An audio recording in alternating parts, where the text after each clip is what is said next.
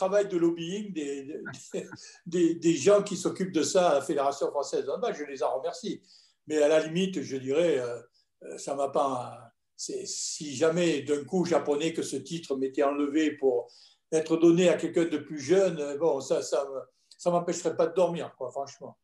Dis-moi, alors avant de parler avec Bruno qui va nous parler un petit peu le cursus pour devenir champion finalement, j'ai retrouvé une phrase de toi, tu vas me confirmer si c'est bien de toi pour cadrer un peu le personnage. Tu voulais être médecin, paraît-il, mais tu as déclaré: j'ai préféré choisir mes vacances de playboy marseillais plutôt que de me consacrer à de longues études. C'était ça pour toi le sport de haut niveau? Non, c'est vrai que bon, c'est vrai que c'est moi qui ai dit ça et c'est vrai que c'est quelque part une frustration pour moi de ne pas être allé au bout de cette intention de faire des études de médecine. Mais ce qu'il faut savoir aussi pour les jeunes étudiants qui nous écoutent, c'est qu'à l'époque, quand tu voulais faire médecine, tu envisageais bien sûr de faire l'internat. Et l'internat, à l'époque, c'était réservé à une élite. Aujourd'hui, tous les futurs médecins passent par l'internat. Alors qu'à une époque, c'était réservé à une élite. Et je me suis vite rendu compte que bon, il y avait des limites à mon envie de devenir médecin. Ma limite, c'était l'investissement dans le temps qu'il fallait. Bon, par contre, après, c'est vrai que quand ce n'est plus moi qui ai été au centre du projet, alors là, pour ceux que j'ai entraînés, je peux te dire que la limite dans le temps, je les ai fait se dépasser à ce niveau-là, ça c'est sûr. Et puis les études, tu étais quand même dans un club qui porte le nom du SMUC, le Stade Marseillais Université Club. Donc Oui, les études étaient quand même au cœur du projet? oui, oui, wow, au cœur du projet. Enfin, souvent, j'ironise un peu ma carrière d'étudiant en éducation physique, parce qu'étudiant en éducation physique, pour moi, c'était au début des années 60, et c'était drôlement plus facile que ça ne l'est aujourd'hui. Donc, pareil, il faut toujours comparer ce qui est comparable, quoi. Très bien. Merci en tous les cas à vous tous d'être là. Merci Daniel, merci Marc, Pascal, Frédéric et tout le monde. Et je vais redonner la parole à… Ah non, on avait dit qu'on ferait la petite question rapide maintenant ou pas, Laurent, pour Marc? Marc y a répondu en direct, hein, il me semble. Très bien, parfait. Alors je vais redonner la main rapidement, justement, pour garder le rythme. L'idée, c'est que ça parte un peu dans tous les sens, parce que c'est un grand stade, hein, finalement, qu'on a organisé avec la région Grand Est et ce sport universitaire. Bruno, le premier élément constitutif d'un champion, on commence par quoi? Oui, alors Marc disait que ce serait peut-être difficile d'établir un portrait robot. Moi, ce que je vous propose, c'est d'essayer d'utiliser toutes ces compétences qu'on a à notre disposition pour illustrer ce qui me semble, moi, être le lien entre tous les gens, entre tous les champions du monde, mais aussi les gens qui réussissent dans la vie en générale. Moi, je fais beaucoup d'interventions d'entreprise et ceux qui réussissent sont aussi champions du monde dans leur domaine. Donc, pour moi, il y a deux choses qui sont vraiment importantes. Il y a ce que j'ai appelé les savoir-être et les savoir-faire. On va commencer par les savoir-être. Ce qui me semble vraiment important pour moi et qui caractérise un champion, ce sont 3 points vraiment très particuliers. Donc, nos intervenants pourront débattre sur ce sujet-là. C'est en premier lieu la passion. Je ne connais pas de personnes qui réussissent, je ne connais pas de champion qui ne soit pas passionné par ce qu'il fait. Certains de nos intervenants en ont déjà parlé.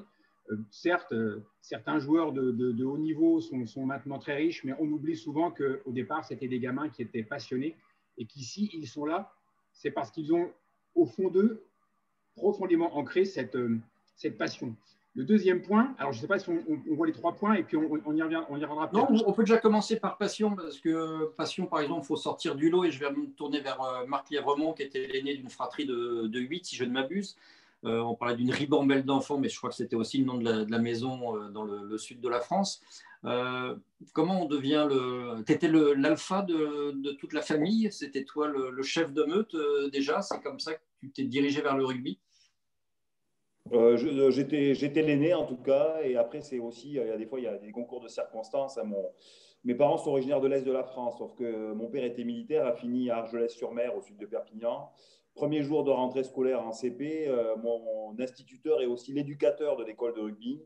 Et il a dû désigner les quelques garçons présents sans les connaître. Il a dit: vous jouez mercredi à l'entraînement. Ça s'est fait comme ça, quoi. Enfin, c'était une terre de rugby. Et puis, il se trouve qu'après, ça correspondait certainement aux gènes de la famille Lièvremont. Mais je n'étais pas l'alpha, j'étais l'aîné. Dans une famille nombreuse, effectivement, c'est un rôle un petit peu à part. Et il se trouve que ça devait correspondre à nos gènes. Donc, la passion, évidemment, très vite. Et Et après, d'abord la passion et après, évidemment, le métier, et la compétition, mais d'abord et jusqu'au bout la passion. Je nuancerai un petit peu les propos de Bruno parce que j'ai le sentiment aujourd'hui, quand je lis pas mal d'interviews, alors chez les rugbyman notamment, on sent que vraiment cet aspect de la passion est un petit peu dépassé. Et c'est presque... La question est tout de suite là, Marc. C'est l'argent, c'est l'apparition des rémunérations bien plus importantes qui a changé la donne? Oui, sûrement. Et puis, il parle de contraintes. Avant de parler de plaisir et de passion, ils mettent en avant tout les contraintes. Ça se respecte, hein, mais je me dis, mais quelle chance j'ai eu quelque part de vivre ce rugby-là. Je me souviens aussi d'avoir lu le livre d'André Agassi, Open, où il dit que pendant une grande partie de sa carrière, il a subi son sport. Il a une forme de maltraitance éducative de son père qui l'a poussé à faire du tennis. Le livre est magnifiquement bien écrit et il a kiffé, si j'ose dire, pour employer un langage de jeune, le jeu, le tennis, vraiment sur la fin de sa carrière seulement. Mais évidemment que je rejoins Bruno pour dire que pour l'immense majorité, c'est une histoire de passion avant tout. En parlant de contraintes, Daniel, toi, la contrainte, c'était de prendre une équipe qui était tout en bas, mondial C. Ça faisait quand même un 19e rang, donc c'est très très loin dans la hiérarchie. Là, on est au milieu des années 80, jusqu'à l'amener sur le toit du monde, quelques années plus tard. Une première médaille d'or aussi, enfin une médaille de bronze, pardon, en 92 à Barcelone avec des gens barrés. Ils sont devenus barjots, les cheveux peroxydés, rasés pour te faire des petites surprises, des petites cachotteries. Les contraintes, toi, ça a été par exemple d'imposer à tes joueurs, que ce soit en club ou en sélection, 2 entraînements par jour. C'est quelque chose qui était nouveau. Ça faisait partie de ce mélange de passion et de contraintes nouvelles. Oui, tout à fait. C'est-à-dire, moi, quand on m'a confié l'équipe de France, c'était en 1985. Je n'ai pas eu besoin de faire un diagnostic trop précis pour savoir qu'on pratiquait 300 heures par an, alors que ceux qui étaient sur les podiums pratiquaient plus de 1000 heures. Voilà, donc tout simplement, voilà. Alors, mon travail, ça a été de trouver les arguments, d'abord, vis-à-vis des joueurs, parce qu'on parlait de passion. Donc, c'est vrai que moi, heureusement que j'ai compté sur des gens passionnés, parce qu'à l'époque, j'avais rien, pratiquement rien de financier à leur offrir. Des gens passionnés qui ont accepté de commencer à s'entraîner beaucoup, c'est-à-dire on est passé de 300 heures à 600 heures, de 600 heures à 900 heures, et puis même à un certain moment, on disait que c'était les Français qui s'entraînaient le plus. Bon, ça n'a pas duré très longtemps, mais ça a été le cas à un certain moment. Et puis surtout, d'espérer que ces entraînements de plus en plus intensifs allaient provoquer des progrès chez les joueurs, parce que les joueurs, il te fait confiance au départ, tu lui dis, ben voilà, on va faire de la piste, on va faire de la muscule, on va faire de la technique individuelle.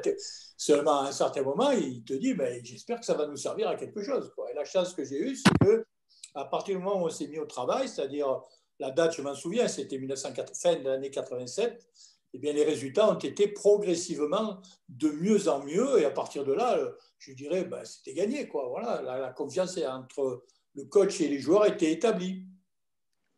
Laurence, vous êtes la seule championne voilà, qui représente la jante féminine. La passion, parce que ce n'est pas la course à l'argent quand on se lance dans les courses longue distance comme ça. Exactement. Moi, j'ai commencé en école, donc j'avais 11 ans. Effectivement, ça naît d'une passion, je suis d'accord. On passe très vite de la passion. Environnement, voilà. Dans votre famille, tout le monde courait? Non, pas du tout. On était plutôt. Mon papa faisait plutôt du football et mes frères et sœurs. J'avais un frère qui était passionné aussi par le rugby, mais pas du tout personne de la course à pied. Par contre, alors moi j'ai commencé la course à pied, je pense, avec mon retard et courir derrière le bus scolaire. Donc très vite, je me suis aperçue que j'avais des habitudes. Donc de là, c'est devenu. Notez bien, ça c'est un petit secret de champion, ça c'est vous le dites par ailleurs. Je reconnais mon retard. Bien souvent, on dit que le retard est un défaut. Pour moi, je dis toujours que le retard, pour moi, un jour, ça n'a pas été un défaut du tout.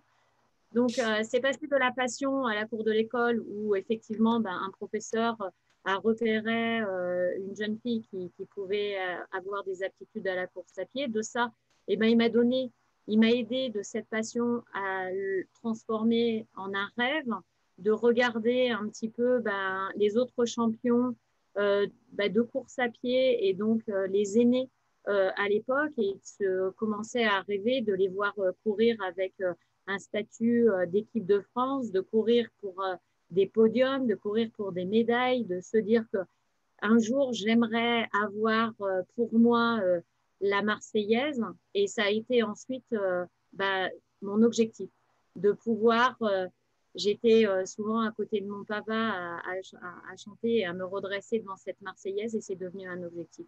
Et de cet objectif, je ne l'ai jamais lâché jusqu'à l'avoir pour moi, cette Marseillaise. Et je vous assure que quand je l'ai entendue, eh bien, pour moi, j'avais rempli le contrat, quoi, en fait. Et donc, on se pense que de la passion, on se met un objectif, on se met un contrat. Et toutes ces contraintes qu'on peut avoir et qu'on peut considérer comme des contraintes, à se dire que l'entraînement, c'est dur, eh bien, on l'absorbe parce qu'on n'a qu'un seul objectif, c'est la réussite. Alors, ça fait deux interventions de Laurent, si j'ai bien noté, 2 fois elle a cité le mot objectif dans les 2 interventions. On verra avec Bruno à quel moment ça intervient dans la construction des champions. Tu voulais intervenir, Laurent? Christophe, je me permets, oui, effectivement, de t'interrompre puisqu'on a déjà des questions dans la zone de chat en questions-réponses. J'invite les spectateurs en fait à mettre en objet la personne à qui s'adresse la question puisque on pourra, je ne pense, malheureusement pas répondre en direct à toutes les questions. Ici, à la fin, on fera style, tu sais, les dossiers de l'écran, ça me parle, moi. Armand Jameau, c'était un peu, voilà, c'est une sorte de modèle dans la conception. On fera un SVP 11-11 à un moment ou un autre. On va continuer d'avancer dans le débat et puis tu listeras toutes les questions et ce sera des réponses très brèves de nos invités. Tu es d'accord? Avec grand plaisir, c'est parfait. Quelle organisation, Christophe. Bruno, je me rappuie sur toi. Après la passion, qu'est-ce qu'on trouve? Je rappelle à nos intervenants qu'on est vraiment sur les savoir-être. On n'est pas encore dans l'entraînement, on n'est pas encore dans toutes ces choses-là. Bien sûr, on y viendra après. Ce qui caractérise celui qui réussit, c'est donc cette passion au départ et cette capacité qu'il a. Alors, Marc en a très bien parlé, et puis Laurence aussi, ils en ont déjà parlé. C'est cette capacité à saisir, à voir surtout, et à saisir les opportunités. Daniel en a parlé aussi. Ça, c'est ce qui caractérise celui qui réussit. Il est capable de voir les opportunités qui s'offrent à lui et de les saisir pour enclencher son parcours. Donc voilà, donc qu'est-ce que nos intervenants en pensent à un moment dans leur carrière, ils ont su faire les bons choix. On va se retourner vers Marc, la transition, puisque Marc, de mémoire, quand tu étais à Dax, tu as hésité à prendre la suite de Bernard Laporte à la tête de l'équipe de France. Qu'est-ce qui a pu faire pencher la balance? Oui, alors là, c'était déjà dans la deuxième partie de ma vie, on va dire, en tant qu'entraîneur. J'ai une anecdote aussi qui rejoint un peu celle de Laurence, qui est assez drôle, dans le genre saisir les opportunités ou faire d'un truc pas terrible une chance, une opportunité d'accroître ses qualités athlétiques. C'est que j'ai fait 10 000 boulots dans ma jeunesse, en saisonnier, barman, animateur, tout ça. Et il y en a un, notamment, je travaillais… Ce qui paraît complètement délirant aujourd'hui pour un sportif de haut niveau, hein, ce que tu dis là. Oui, mais moi, j'aimais ça en plus. Donc, j'aimais les vendanges, j'aimais donner des coups de main. Et j'ai été notamment pendant un mois ou 2 mois, ouais, un été, éboueur, donc à, je sais pas, 17, 18 ans. Et donc, je travaillais sur la plage d'Argelès-sur-Mer. Et donc, tous les patrons de camions voulaient bosser avec moi parce que moi, du coup, je me disais, je vais en faire un entraînement. Et je faisais la tournée des plages en ramassant toutes les poubelles, tout en courant à fond. Et de 2 jours à l'autre, je voulais battre mon record. Donc, j'étais déjà dans la compétition. Je saisissais cette opportunité de devoir travailler pour gagner un peu de sous. Donc, j'étais quelque part un peu programmé, quoi. Et puis après,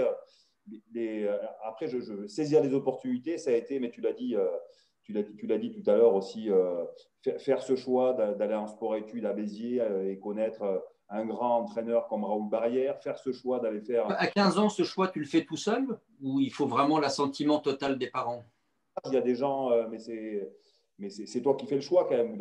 Et moi, j'étais un besogneux. En plus, je n'étais pas un très grand joueur de rugby, absolument pas. J'avais des joueurs autour de moi qui avaient beaucoup plus de qualité athlétique, technique. Bon, c'est vraiment ma persévérance qui m'a aidé à devenir un joueur. Et de la même manière, quand j'ai connu Robert Bru, donc le père de la méthode toulousaine au Crêpes de Toulouse, ça a été une révélation, quoi.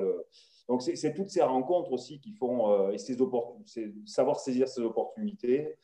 Voilà. Alors, justement, sur le moment où tu es à Dax, je crois que c'est Bernard Lapasset qui est président de la fédération qui te demande de prendre la suite de Bernard Laporte, ce qui n'était pas un héritage facile, parce qu'on connaît la personnalité forte de Bernard Laporte. Qu'est-ce qui te faisait hésiter? Est-ce que c'était de quitter un confort? Ou alors le challenge de la sortie de la zone de confort t'intéressait justement? Moi, je pars de loin. Alors, je ne serais peut-être pas le seul, hein, mais moi, un de mes moteurs, ça a été le doute au ski toute ma vie. Hein.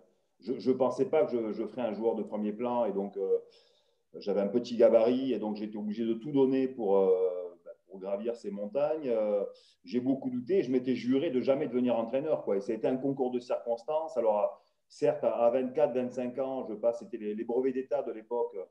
Pour mieux appréhender mon sport, au Crêpes de Toulouse, je passe une formation pour devenir entraîneur, mais en me jurant de ne jamais devenir entraîneur. Donc, c'est vraiment, voilà, là aussi des concours de circonstances. Quand j'arrête ma carrière de joueur sur blessure au Biarritz Olympique, Marcel Martin, le président de l'époque, j'avais re-signé 2 ans et il me dit, plutôt que tu ne peux plus jouer, passe entraîneur. Et j'y vais en reculant, mais ça a été une révélation. Donc, pour revenir à Dax, je suis entraîneur à Dax. On vient de monter en top 16 à l'époque, en première division. J'ai fait venir mes 2 petits frères, en plus Thomas et Mathieu, dans l'histoire. Et le poste d'entraîneur de l'équipe de France, à aucun moment, c'est une ambition. Ni demain, ni après-demain, ni dans 10 ans. En plus, je craignais par-dessus tout la dimension, on va dire, politico-médiatique de la fonction. Marc, nous en train de te perdre. Hein, tu m'inquiètes. Ouais. Là. Je ne sais pas si c'est ton siège qui s'affaisse. Ah non, c'était ta caméra. Pareil, petit à petit, Marc. Il disparaissait tranquillement et tout. Ouais, il faut redonner un coup de gonfleur pour… C'est mon écran qui s'affaissait. Mais ça, c'est fort ce que tu viens de dire. Ce n'était pas une ambition de devenir sélectionneur de l'équipe de France quand on est entraîneur en club? En aucun cas, en aucun cas. Je suis à Dax, on vient de monter en première division. J'ai fait venir mes 2 petits frères, en plus Thomas et Mathieu. Je m'épanouis parfaitement dans cette… je suis jeune entraîneur, ça fait 3-4 ans que j'ai arrêté. C'était très bizarre hein, qu'ils me choisissent. Hein. Il y a d'autres raisons, ce serait trop long pour revenir, les raisons qui l'ont fait… l'ont fait choisir. Et donc, ça prend plusieurs semaines. Et en fait, là aussi, c'est mon entourage. C'est mon président de Dax à l'époque qui me dit, Marc, Gilbert Pontins, tu ne peux pas refuser cette mission. C'est mes frères qui me disent, on est venu pour toi, mais tu ne peux pas refuser ça. Tu le regretteras plus tard. Et je dois dire que ça m'a aidé parce que justement, de ne pas avoir l'ambition d'être sélectionneur, j'ai eu le sentiment de me décharger de pas de toute responsabilité, parce que j'avais l'ambition de gagner malgré tout, mais en tout cas, que je n'avais rien à perdre, quoi, que ça me permettait de m'exposer sans craindre ce qui pouvait m'arriver, donc faire des choix qui ont été critiqués, à raison certaines fois, mais en tout cas de me dire, j'irai au bout de mes convictions et… Voilà, on reviendra sur les convictions tout à l'heure. Daniel nous quittera bientôt, mais je voudrais juste demander avant à Pascal. Pascal, quand on entend ça, j'imagine que dans la discipline de l'ultra-trail, il n'y a pas d'opportunité, il n'y a pas d'option comme ça qui se présente en fait. Oui, mais par contre, il faut quand même bien prendre les opportunités. Moi, par exemple, à un moment de ma carrière, donc j'ai rencontré Bruno et donc qui faisait déjà du 100 km et donc j'ai bien réfléchi et j'ai vu tout de suite que c'était avec Bruno que je pouvais vraiment faire quelque chose de très fort sur le 100 km et donc je l'ai écouté vraiment dans tout, dans l'entraînement, dans la stratégie. Et donc, c'est sûrement grâce à ça que j'ai fait champion du monde. Donc, il y a un moment donné, il faut savoir bien se poser les questions et puis vraiment prendre l'opportunité qui arrive à nous. 100 km, 6h25. Ça, c'est important. Bruno, la suite, et après, je donnerai la parole à Daniel pour le libérer de ses liens. C'est vrai que j'ai failli, Christophe, te dire, je pense que Pascal a quelque chose d'intéressant à dire à ce sujet-là. Ce qu'il ne dit pas, c'est qu'en fait, il vient juste de louper la sélection aux Jeux Olympiques. Oui, vilain. Alors, on le garde avec nous ou pas? Tu parles de Pascal? Oui. Oui, peut-être, ouais, il vient juste de louper la sélection. Et donc, en fait, sa passion à lui, c'est de courir, c'est de faire des kilomètres, c'est de courir. Et il saisit cette opportunité. Mais pour rebondir sur ce que dit Marc, quand il se lance sur 100 km, il ne décide pas de devenir champion du monde. Il décide de faire quelque chose qu'il passionne parce qu'il aime courir. Et il devient champion du monde. Et ça, je trouve qu'on retrouve des analogies avec Marc. Peut-être que ce que peuvent retenir les gens, c'est que voilà, on ne décide pas forcément de devenir champion du monde, mais que parfois, saisir la bonne opportunité, c'est ce qui permet de le devenir.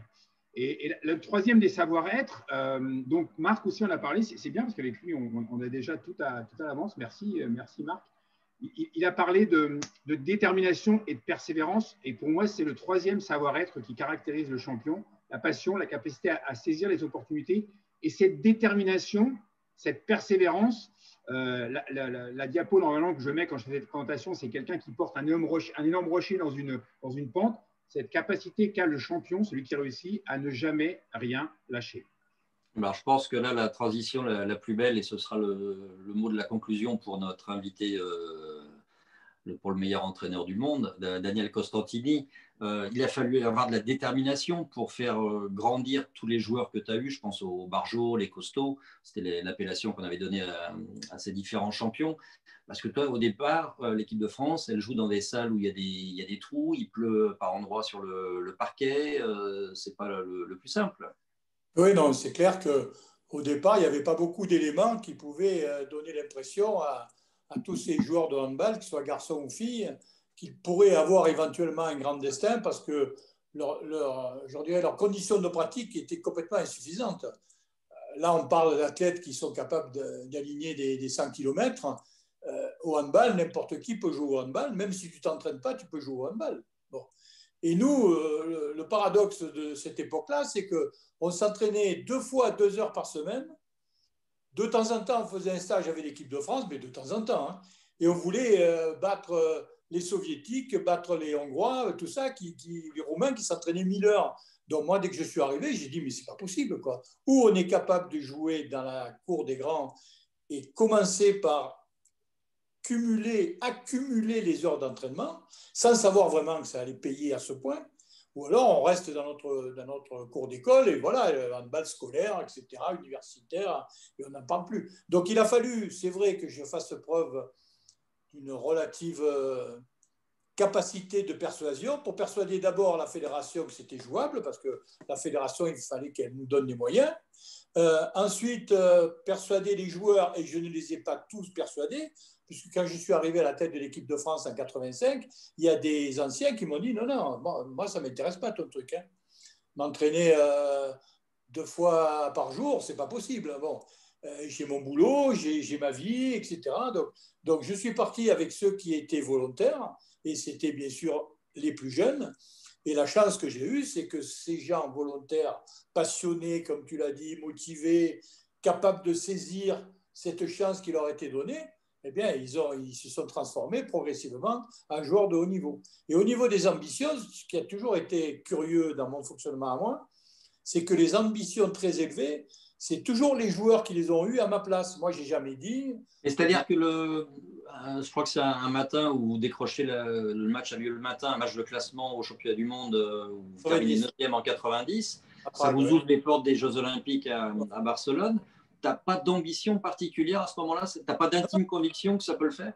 Non, l'ambition que j'avais, c'était de toujours être à la hauteur de l'événement auquel on allait participer. Quand on était allé à Barcelone, on était la dernière équipe qualifiée. On était 9e sur 12 et les 3 autres équipes, c'était des continents non européens. Et mon ambition, c'était de dire, bon, mais il faut qu'on soit digne de cette qualification. Et j'ai même dit aux joueurs, ce jour-là, le jour où on va démarrer les Jeux Olympiques de Barcelone contre l'Espagne, toutes vos familles vont être devant votre écran. En plus, on jouait l'Espagne qui était favorite. Je leur ai dit, faites en sorte qu'on ne soit pas ridicule. Je ne leur ai pas dit, faites en sorte de gagner le match. Je leur ai dit, faites en sorte qu'on ne soit pas ridicule. Pour ne pas être ridicule, on a accumulé les heures d'entraînement, la fonte, la piste et tout ça. Et puis, toujours est-il que ce jour-là, on a battu les Espagnols, quoi, et que notre destin, c'est vrai, a changé ce jour-là, essentiellement. Et puis, vous avez fait travailler les coiffeurs. Tous les joueurs sont devenus blonds à Barcelone. Après, ils se sont rasés le crâne, tout ça. Toi, tu as échappé. C'est une initiative totalement personnelle de l'équipe. Hein. Moi, je ne leur ai jamais dit, allez sous un casque de coiffeur dans le village olympique parce que pour sortir blond, il fallait faire une permanente qui durait 3 heures. Quoi. Il fallait être fêlé, il fallait être barjot, c'est clair. Il fallait être barjot. Ben voilà, la légende était née et tu étais avec eux parce que tu as été le pionnier du handball qui est encore en cours, hein, puisque les Français joueront une demi-finale mondiale demain. D'ici peu. Voilà. Merci beaucoup, Daniel. On va te libérer. Daniel nous comme promis. Le chat, il y a des questions qui lui sont personnellement adressées et qui se rejoignent les deux. Comment remotive-t-on quand on a obtenu son premier titre de champion du monde et comment arrive-t-on à remotiver ses joueurs lorsqu'on a tout gagné, comme ça a été le cas pour l'équipe de France de handball? Savoir gagner après avoir gagné, le plus dur peut-être pour un champion. Ah ben c'est clair, d'ailleurs, moi je n'ai jamais gagné 2 fois d'affilée. Hein. Moi je gagne en 95, je traverse le désert ensuite, 96, 97, 90, avant de regagner en 2001. Moi je ne suis pas de la génération, les fameux experts qui ont gagné tous les ans pratiquement, on va dire, de 2009 à 2016, ils ont tout gagné sans s'arrêter, quoi. Alors ça, il faudrait demander à celui qui les entraînait à l'époque, qui est charmant Claude Onesta, comment il a fait. Moi, j'avais des chutes, c'est-à-dire après avoir gagné, on était tellement contents de nous que boum, on repartait dans des comportements pas tout à fait adaptés à la performance. Mais ensuite, tu t'es arraché les cheveux plus d'une fois comme dans tes causeries par rapport au comportement des joueurs. Ah non, mais ça c'est clair. De toute façon, quand on entraîne des barjots, il faut bien s'attendre à ce qu'à certains moments, ils le soient. Donc, ils le furent, discutablement. Très bien. Ce coup-ci, on te libère. Un grand merci Daniel d'avoir été avec nous ce soir. Parce qu'on me fait des signes. On exige ma présence dans une autre pièce. Allez-y, cher ami. On t'embrasse. Merci Daniel. Merci. Voilà, on va libérer notre ami marseillais. Je voudrais rebondir avec Laurence sur cette détermination, voilà. Est-ce que tu te retrouves dans tout ce qui vient d'être dit? Ça vient d'un sport collectif, ça vient de quelqu'un qui s'est révélé comme entraîneur, parce que comme joueur, il n'a pas été au plus haut niveau, il a eu 10 sélections en équipe de France et ça a été un joueur entre guillemets modeste par rapport à son parcours d'entraîneur. Est-ce qu'il y a des choses sur lesquelles tu as envie de réagir?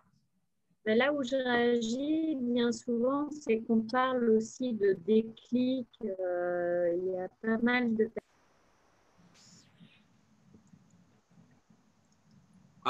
pour une petite anecdote personnelle, c'est... Ah, vous m'entendez? Si, ça va mieux, c'est revenu, oui. Vous m'entendez? Oui, c'est bon. Une petite anecdote, parce que bien souvent, quand on parle de son parcours et qu'on raconte des anecdotes, c'est un peu plus fondé. Moi, je faisais au démarrage en course à pied du 10 km, du semi et du marathon, mais en junior, j'avais cette possibilité d'aller au championnat du monde de cross, le cross-country, le fameux cross-country qui se fait l'hiver. Et mon papa, à l'époque, était très proche de moi. Et c'était dans les années 88, au même temps que les Jeux de Séoul. Et j'avais fait possibilité de cette sélection. Et donc, j'étais dans les 4 premières françaises et je pouvais prétendre à aller au championnat du monde de cross. Malheureusement, les problèmes financiers de la Fédé avaient limité les juniors à aller. Et j'ai dû dire à mon père à cette époque, malheureusement, je ne serais pas sélectionnée, que je n'irais pas à ce championnat du monde de cross. Et il était très triste à l'époque, mais m'avait dit, l'année prochaine, ma fille, tu seras sélectionnée parce que tu vas t'entraîner. Et j'étais passée à côté de cette sélection et ça m'avait vraiment fait très, très mal au cœur. Malheureusement, mon père est décédé l'année d'après et je n'ai pas pu aller lui présenter cette sélection et ça m'a vraiment trotté. Mais ça m'a tellement trotté dans la tête que 15 ans après, j'ai dû attendre 15 ans et d'être simplement une bonne coureuse régionale. Mais c'est une source de motivation, cette déception? Pas une source de motivation, j'étais plutôt dans le rejet, plutôt à me dire non, moi, équipe de France, c'est pas mon truc et je veux plus, j'ai eu trop mal et de toute façon, j'ai échoué. Et pour moi, cet échec, c'était quelque chose de très pénible. Jusqu'à ce que j'ai une discussion avec Pascal, c'est plutôt marrant qu'il soit là aujourd'hui, lors d'un marathon à Reims, simplement. Il m'a dit, mais tu sais, sur 100 bornes, vu les aptitudes que tu as, alors je courais régulièrement à 15 à l'heure sur marathon, ça fait quand même 2,48, mais j'étais qu'une bonne coureuse régionale, interrégionale. Et il m'a dit, mais Mais Laurence, tu sais, en sélection du championnat du monde pour le 100 km, tu peux prétendre. Et moi, je me suis dit, non, l'équipe de France, j'ai dit non, niet, c'est pas possible. Et puis le soir, je suis rentrée chez moi et j'ai regardé quand étaient ces sélections au championnat du monde.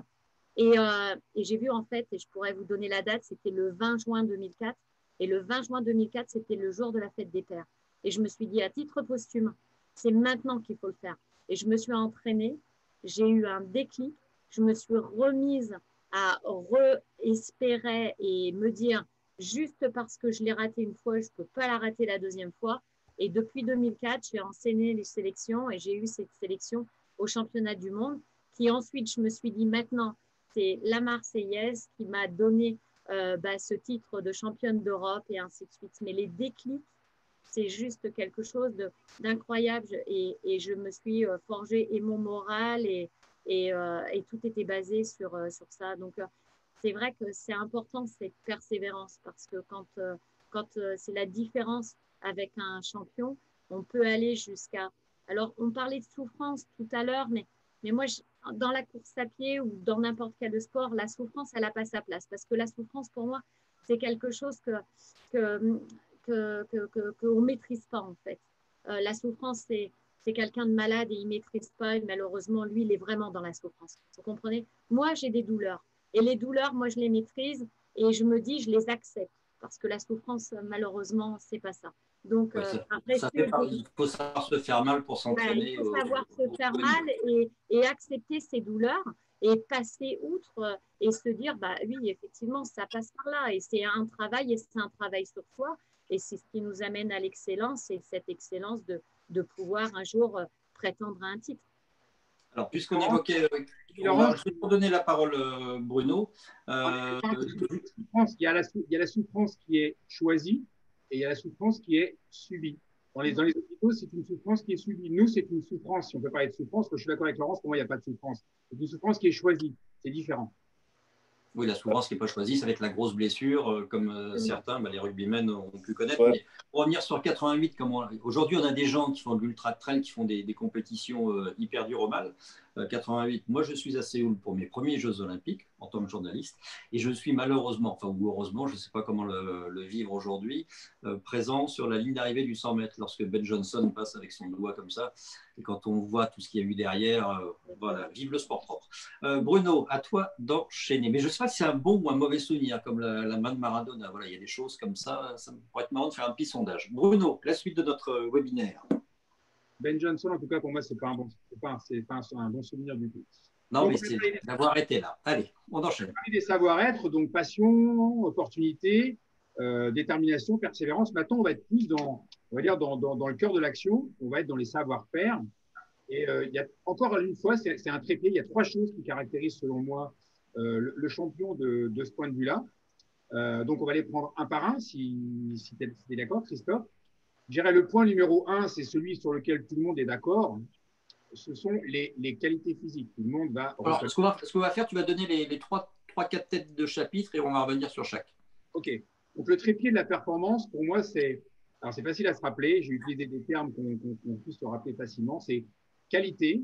Donc, performance égale qualité plus entraînabilité plus volonté. La qualité, les qualités physiques, voilà, on sait que pour être champion du monde, pour réussir dans quel que soit le domaine dans lequel on veut être performant, il faut des qualités hors normes, au-delà de la moyenne. Mais certains de nos intervenants en ont parlé aussi, ça ne suffit pas. Derrière, il y a tout ce que j'appelle l'entraînabilité, c'est-à-dire la capacité à la fois vouloir, mais aussi pouvoir développer cette substantifique moelle. Celui qui réussit, le champion, il s'entraîne plus que les autres. Donc, qualité, entraînabilité. Et ensuite, ce qui va caractériser celui qui réussit, alors Marc pourra peut-être nous dire quelque chose de drôle là-dessus, c'est la capacité qu'on a le jour J à jouer la partition sans fausse note et à mettre toute la symphonie en place pour que ça fonctionne. Donc, qualité, entraînabilité, volonté. Voilà, messieurs les intervenants, à vous de jouer. En sachant qu'il y a aussi l'entourage qui viendra à un moment se greffer là-dessus parce que c'est aussi une clé. parce que Laurence, par exemple, elle est maman, bon, c'est la seule femme, donc c'est la seule à pouvoir être maman, mais maman de 2 enfants, quand tu fais de la compétition, j'imagine que ça ne doit pas être très simple. Marc, moi je vais tout de suite me tourner vers toi, Marc Lièvremont, parce que tout à l'heure, tu disais que tu n'avais pas de qualité particulière pour devenir un champion de rugby. Tu l'as été quand même, plus de 25 sélections, enfin 25 sélections en équipe de France, par exemple. Oui, bien sûr, mais bon, j'ai pas été un immense joueur et je suis. C'est pas pour faire preuve de fausse humilité, mais j'étais réellement un besogneux. Et puis, dès le moment, moi j'ai commencé le rugby à l'âge de 5-6 ans, donc quand on n'aime pas perdre, hein, bon, on aime jouer déjà, je voulais jouer à tout prix, donc on s'évalue avec ses adversaires, avec ses coéquipiers. Il y avait bien meilleur que moi. J'ai toujours côtoyé des joueurs bien meilleurs que moi, et donc c'est aussi pour ça que je me disais, moi, ce que j'aime, c'était aussi l'environnement. Je ne rêvais pas à l'équipe de France, je ne rêvais même pas à la première. Donc toi, c'est la volonté qui prenait le pas sur la qualité et l'entraînabilité, c'est-à-dire les doses qu'on pouvait t'imposer pour travailler, tu les supportais mieux que d'autres?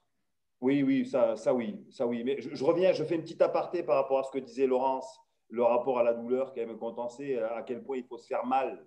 Au sens premier du terme pour moi, pour finir un 100 km, tous ces sports globalement endurants.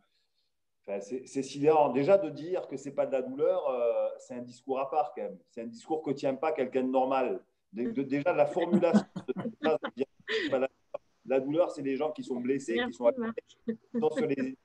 Donc, ça note déjà une sensibilité et un appétit pour la compétition. Et justement, voilà. Après, oui, moi j'aimais me faire mal aussi. Et j'aimais l'entraînement. Et je rechignais jamais. Et je m'en imposais plus. Et j'ai été très heureux de connaître une première partie de vie en tant que pratiquant avec ce rugby amateur. Et aussi d'avoir la possibilité, dans la deuxième partie de ma vie sportive, d'avoir des moyens de m'entraîner, un entourage, un staff, des outils.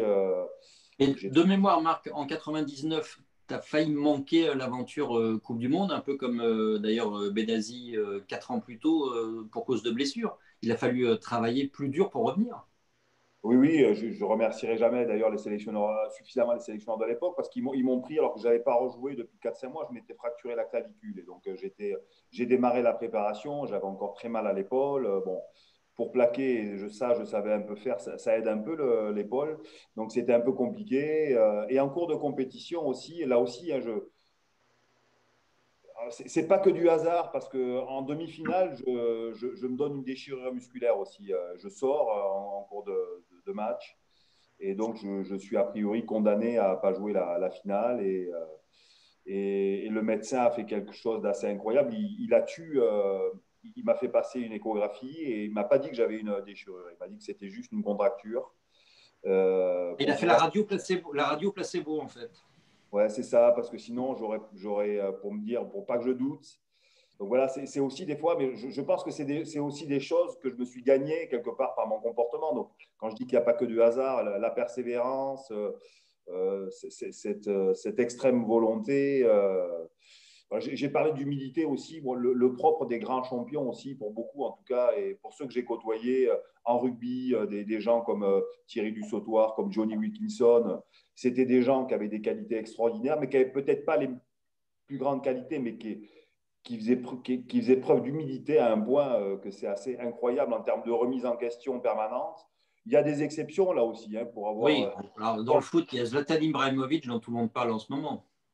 Par exemple, c'est quand même un immense champion, on ne peut pas le nier. Moi, ce n'est pas forcément ma tasse de thé, mais on ne peut pas nier qu'il ait du talent. Quoi.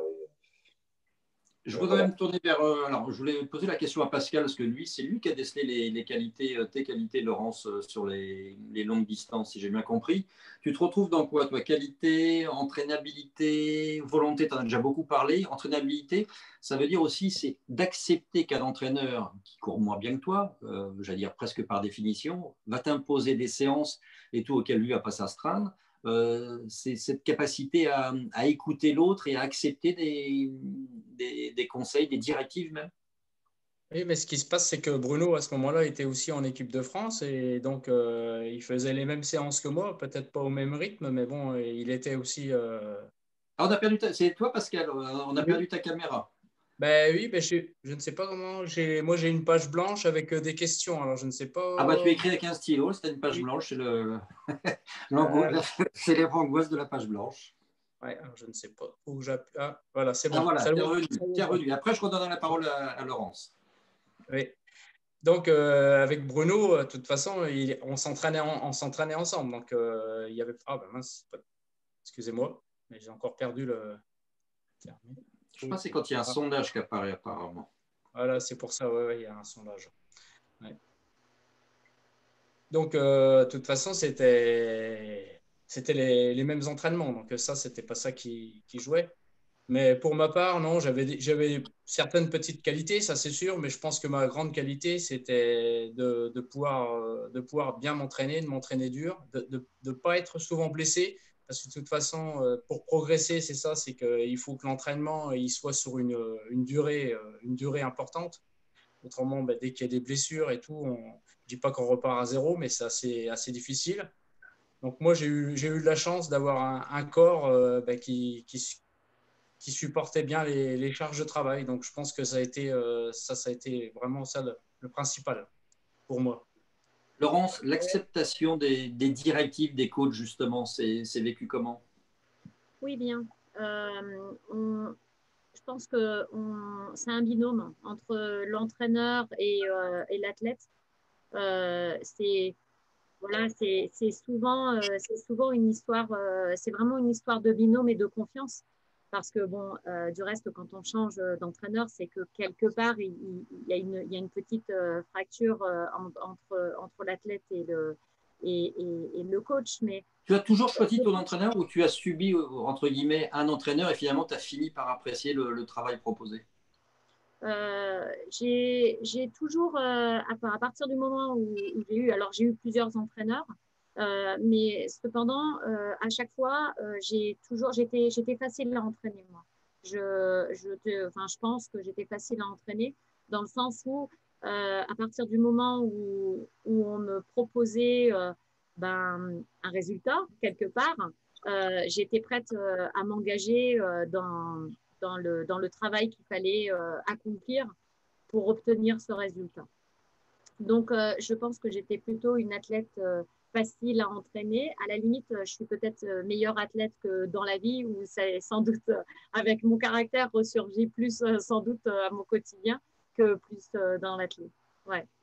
Marc, ça semble plus compliqué pour un sport collectif d'imposer des... Ah, il est passé où, Marc? Il a disparu. Je pense que j'ai vu... Ouais, il a disparu, on va le retrouver après. Bruno, toi qui entraînes, tiens, est-ce que c'est plus, enfin, je ne sais pas comment formuler ça, mais c'est ton vécu, ton propre parcours qui fait que tu es légitime pour donner tes directives, ou est-ce que quelqu'un qui n'a pas forcément eu tes compétences sur route, sur des longues distances, est capable aussi d'entraîner? La question, elle se pose régulièrement au foot, où des joueurs, des gens qui n'ont pas été au plus haut niveau sont souvent un petit peu brocardés, vilipendés, parce que ils n'ont pas été champions du monde, ils n'ont pas gagné la Coupe d'Europe, et ils ne sont pas légitimes dans ce cas-là. Comment tu perçois ça? Oui, c'est un discours qui revient très souvent et auquel moi je suis confronté très souvent. Le fait d'avoir été athlète de haut niveau, le fait d'avoir gagné les 100 km de Millau, d'avoir été en équipe de France de 24 heures, ça me donne une certaine légitimité. C'est certain. Ce que je dis toujours, parce que c'est plus facile de parler des autres que de parler de soi-même, qui mieux que Didier Deschamps peut expliquer aux sportifs qui l'entraînent ce qui va se passer le jour de la finale? Personne. Donc, forcément, être un athlète de haut niveau quand on est entraîneur, on a cette crédibilité, cette légitimité supplémentaire. Quand on parle dans le vestiaire ou quand on parle d'un athlète, on sait de quoi on parle. Maintenant, il y a des tas d'athlètes de haut niveau qui sont incapables d'être des champions. Et le fait d'avoir été un athlète de haut niveau ne donne aucune crédibilité dans la capacité à entraîner. Alors moi, j'ai une formation d'enseignant, comme Daniel Costantini, je suis un prof d'éducation physique, j'ai passé l'agrégation d'EPS, donc transmettre et partager, ça fait partie de ma passion et de mon métier, comme Laurent. Mais c'est facile d'entraîner les athlètes de haut niveau. C'est vrai ce que dit Laurence. Laurence, j'ai eu le plaisir de l'entraîner un certain temps. c'est facile d'entraîner des athlètes de haut niveau. Moi, j'entraîne des athlètes de tout niveau. Pascal Fédizon, c'est facile d'entraîner parce que, comme le dit Laurence, comme le dit Pascal, ils vont faire ce qu'on leur demande. Donc, c'est pas tellement compliqué si on a une certaine crédibilité, une certaine légitimité. Et quand ils viennent vers nous, quand Laurence vient vers moi ou quand Pascal vient vers moi, c'est qu'ils ont cette sensation que je peux leur apporter quelque chose. C'est pour ça qu'elle parle de binôme. Donc, c'est facile d'entraîner un athlète de haut niveau. Vraiment, c'est très facile. Marc, j'ai le sentiment que c'est pas aussi simple que ça d'entraîner des athlètes de haut niveau quand ils sont 15, on va dire même 30, parce que dans un groupe de rugby, on est sur ce nombre-là, d'imposer, parce que là, il y a aussi les choix tactiques, les titulaires, les remplaçants, ceux qui sont vraiment comme joueurs de complément. Cette rupture, elle se fait comment quand on est joueur et qu'on devient sélectionneur, qu'on doit décider, qu'on doit entraîner? Toi, ça a été une mécanique compliquée à mettre en place pour toi? Ce qui a été compliqué, c'est que les choses se sont faites très rapidement. Je ne m'étais pas projeté là-dessus. Tu n'étais pas formé à ça. Ça veut dire que tu n'étais pas encore formé à ça. Oui, ben, je n'avais pas l'ambition d'entraîner déjà. Donc, mais malgré tout, pour revenir un petit peu sur ce qui a été dit au préalable, moi j'étais bon public en tant que joueur. J'étais une éponge et j'étais pas impénible. Bon, j'ai dû faire quelques caprices quand les 2-3 fois où j'ai dû être remplaçant, ou en tout cas faire la gueule à mon entraîneur, ça c'est sûr. Je me souviens de manière injuste parce que d'une fois où je m'étais gravement blessé au genou et je reviens juste pour disputer avec mon club un quart de finale avec Perpignan et donc les mecs avaient joué toute la saison et moi j'avais le sentiment que je devais jouer ce quart de finale. Donc et avec du recul et aujourd'hui avec ma sensibilité d'entraîneur, c'était profondément injuste. Donc j'ai fait la gueule à mon entraîneur. Mais au-delà de ça, mais je me souviens sur la fin de ma carrière, je suis devenu beaucoup plus critique. J'ai fini au Biarritz Olympique et avec des entraîneurs que je respectais par ailleurs, mais je n'étais pas du tout d'accord avec leur sensibilité, leur mode de management, le rugby qu'ils voulaient nous faire pratiquer. Et pas qu'à raison, hein, puisqu'ils ont réussi à être champions de France en 2002 avec le groupe du Biarritz Olympique. Et donc là, déjà, je me projetais en me disant, si j'étais entraîneur, je ferais comme ci, je ferais comme ça. Donc c'est là peut-être aussi que le début de ma sensibilité. On reste objectif tout au long de sa carrière. Est-ce que tu avais la même objectivité à la fin de ta carrière de joueur qu'au début? Et pareil en tant que sélectionneur, est-ce que tu avais ta vision de la façon dont il fallait procéder, et puis tu as changé finalement et tu n'avais peut-être pas la même lucidité non plus à la fin? Comment tu perçois tout ça? En tant que joueur? Joueur et entraîneur, parce que tu avais vraiment eu ces deux casquettes jusqu'à une finale de championnat du monde, de Coupe du Monde. On reste objectif. Je dis, joueur, on pense quand même beaucoup à soi, quoi. Même si je considère que j'étais un joueur au service du collectif, altruiste, tout ça, on est quand même centré essentiellement sur sa performance et sur, même si on a le sens des autres, entraîneur, c'est complètement. Il est difficile pour des grands champions quand même de leur faire accepter d'être remplaçant ou de ne pas être pris parce que le propre d'un champion, c'est quand même de vouloir jouer. Donc, tu as beau trouver tous les arguments et au bout d'un moment, il faut arrêter de trouver des arguments. Il y a un moment, la responsabilité de l'entraîneur, c'est faire en sorte que son équipe gagne. Moi, j'étais rempli de doutes au moment de choisir, toujours. Ça a toujours été. Je dormais comme un bébé la veille d'un match. Mais je passais des nuits blanches la veille des comités de sélection. Et en même temps, dès le moment où j'avais noté mes 30 noms sur la liste, c'était fini, quoi. Parce qu'il y a beaucoup de subjectivité, évidemment, dans la façon de choisir. Et le propre d'un dirigeant en entreprise ou en sport, c'est quand même de faire des dizaines, des centaines de choix de fonctionnement. Et le plus douloureux, très certainement, c'est choisir des hommes, c'est leur faire confiance, et c'est les décevoir aussi certaines fois. Si on ne les prend pas, comme une trahison. Ça, c'est très difficile. Avec aussi quelque chose de très différent pour te concernant, Marc, ce n'est pas le cas de Pascal, de Laurence ou de Bruno. C'est un sport ultra médiatique avec la critique, et ça a été le cas notamment quand tu étais sélectionneur, parce que le sélectionneur est vraiment en première page, c'est le cas de le dire tout le temps. La critique, c'est un élément constitutif de la culture de la gagne chez un sélectionneur ou pas du tout? Ah oui, je crois que si on ne s'y attend pas, et c'était mon cas, parce que je ne m'étais pas projeté. Alors, ça a été une chance pour beaucoup de choses, peut-être un handicap pour d'autres. J'ai fait preuve d'idéalisme, certainement de candeur. Mais je n'ai pas de regret par rapport à ça. Mais en tout cas, il y a un moment, on le prend dans la gueule quand même. Quels que soient nos choix, à moins de tout gagner, on ne peut pas toujours tout gagner. On va être critiqué. Tous les entraîneurs sont passés par là. Moi, je ne lis pas trop les biographies, mais pour avoir échangé avec certains, Claude Onesta, avoir suivi le parcours d'Alex Ferguson, il y a des moments clés aussi, hein, peut-être plus encore dans un parcours d'entraîneur que dans un parcours de joueur. Je me souviens de Claude qui me disait ses premiers championnats d'Europe, ils doivent se qualifier, ses qualificatifs pour les JO, il gagne dans les dernières secondes d'une demi-finale improbable, il sait que sa tête est sur le billot et que ça se joue à un but près, que peut-être il n'est pas la carrière qu'il a eue en tant que sélectionneur. Ferguson, il y a un même parcours. Moi, j'étais très jeune entraîneur, j'ai été de fait beaucoup critiqué. Et la critique, ça a été là aussi mon moteur, hein, vraiment. Les grosses contre-performances, on apprend beaucoup sur soi hein, quand on est aussi exposé que ça. La difficulté, j'ai très vite senti qu'il fallait faire attention parce qu'il y a un moment, il ne faut pas que ces critiques altèrent c'est difficile, hein, vos jugements, vos choix. Je n'étais pas sadomasochiste et certaines fois, j'ai choisi de manière… je savais que ça allait être très impopulaire. Je doutais déjà de ces choix-là. J'étais sûr, en revanche, qu'ils seraient impopulaires et j'ai essayé de les assumer. Donc, c'est quand même… faut pas être schizophrène, quoi. Et il faut faire attention de ne pas tomber à un moment dans une sorte de confort qui dit, bon, je vais aller dans le sens du plus grand nombre. Voilà. Encore une fois… Oui, avec cette complexité aussi où il y a un peu comme en patinage artistique, il y a les figures imposées. Tous les jours, il faut aller parler devant la presse, devant les médias. Je me rends compte avec un recul et en parlant à quel point c'est énorme, et je l'ai dit tout à l'heure, énormément plus complexe d'entraîner que de jouer, quoi. Jouer, ça a été que du bonheur. La Coupe du Monde 99 que j'ai joué comme joueur, il y a eu des mauvais moments, évidemment. Il y a des moments de stress, on est déçu, on est en colère. Mais c'est tellement plus… Oui, une fois que le match est terminé, on pense à sa récup et on ne s'interroge pas plus que ça. C'est un peu ça. Laurence, ça ne te manque pas, ça ne t'a pas manqué d'avoir la pression médiatique pour découvrir encore plus la culture de la gagne alors que tu as gagné plein de choses? Alors, effectivement, on n'a pas la pression comme un entraîneur qui est médiatiquement comme Marc, c'est sûr.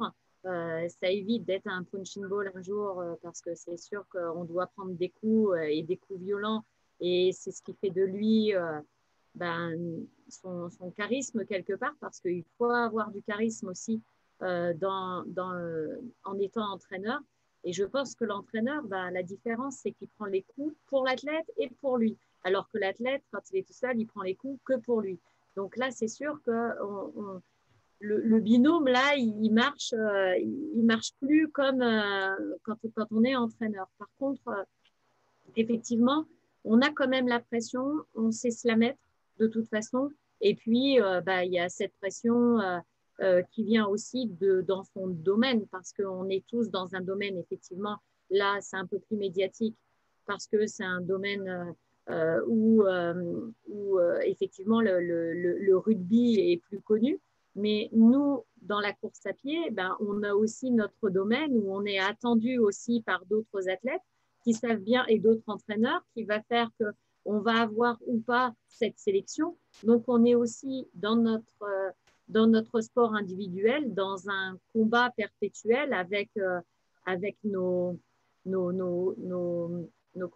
confrères, quoi, entre guillemets, nos amis qui sont aussi nos adversaires. Parce que même quand on est en équipe de France, on appelle bien l'équipe de France, on se doit de réussir par équipe. La preuve, c'est que mon titre de championne du monde, à un moment, le titre de championne du monde par équipe se joue sur ma place où je me perds sur un trail au Comrades.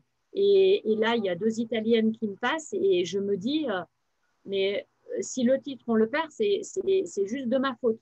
Et donc, on a cette responsabilité aussi, quand on est par équipe, de se dire que il faut souder. Et donc, ce sport individuel d'un seul coup ne compte plus dans mon côté individuel, mais là, je retourne dans ce côté équipe de France et de porter haut les couleurs et d'aider mes compatriotes à se dire que ce titre, il faut qu'on le gagne par équipe. Donc, et malheureusement, c'est moins médiatisé que l'épreuve de la boussole à Koh-Lanta, parce que j'ai l'impression que c'est sûr,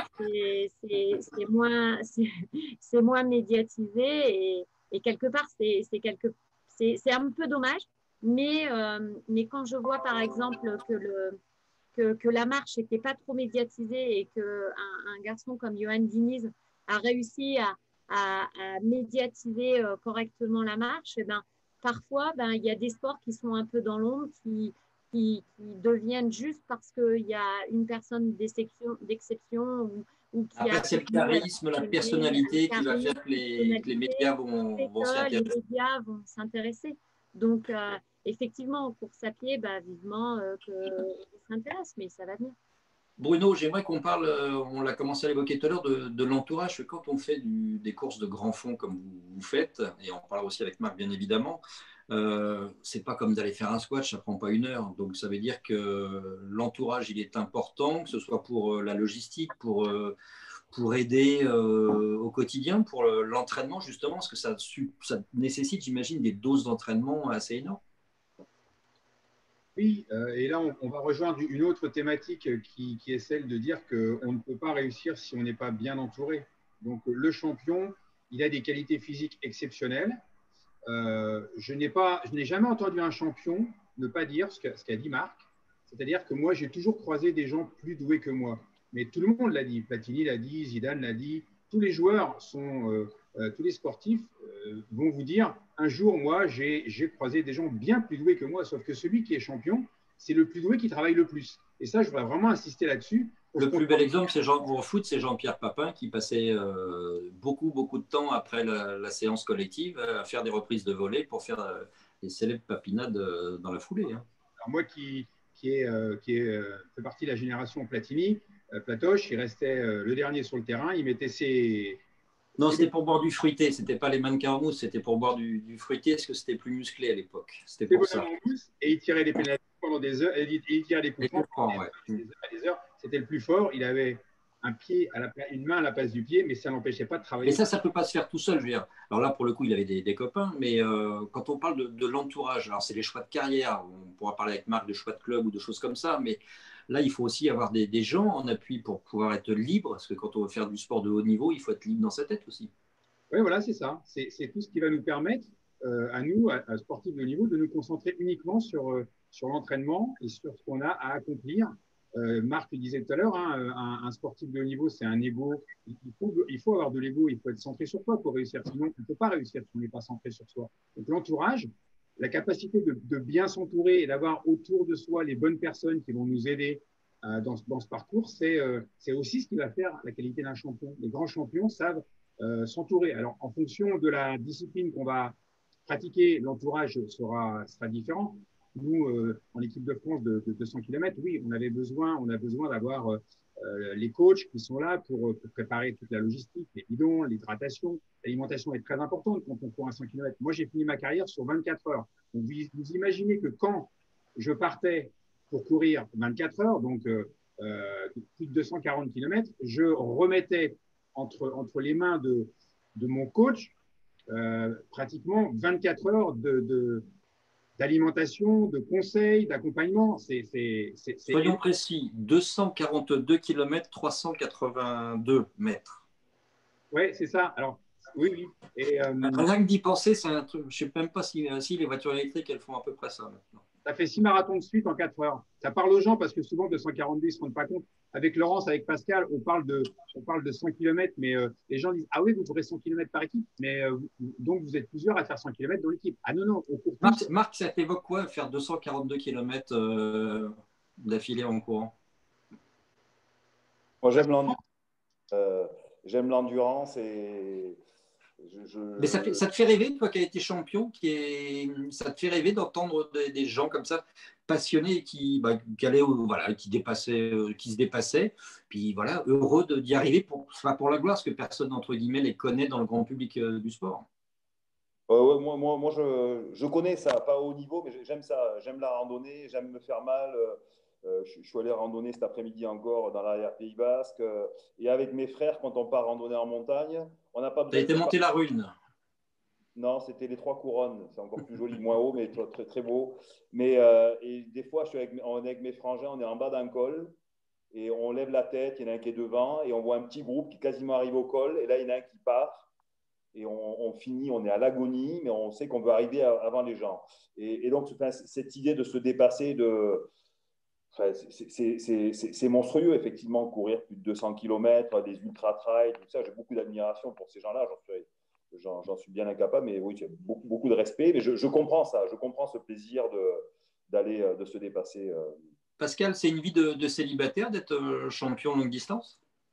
Ah non, non, non, non, c'est une vie familiale et je pense que c'est très important. Je pense que moi, si ma réussite, je le dois aussi à ma famille, mes parents qui m'ont toujours soutenu. J'ai une femme qui a fait aussi du marathon à bon niveau. J'ai des enfants qui sont sportifs. Mais ça, c'est très important, surtout sur un 100 km. Bon, quand on a parlé de souffrance, bon, il faut se dire que mentalement, il faut se préparer quand c'est vraiment dur, eh ben, à penser à ce qui s'est passé dans la famille, avoir des images positives. Ça, c'est très important. Ça nous permet de terminer les courses. Et j'ai toujours essayé, avant une grande compétition, d'essayer que ça soit au niveau de mon boulot, au niveau de la famille, que tout se passe bien. Et ça, c'est vraiment très, très important.